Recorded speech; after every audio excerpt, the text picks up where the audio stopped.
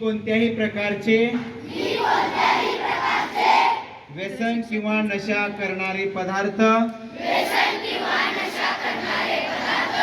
सेवन करणार नाही।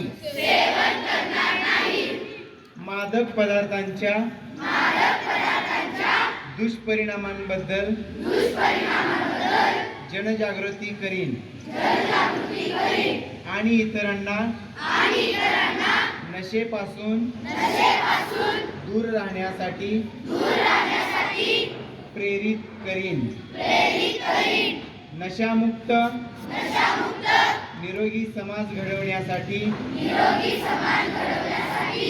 मी कटिबद्ध आहे। एकत्र येऊन आपण नशामुक्त भारत घडवू।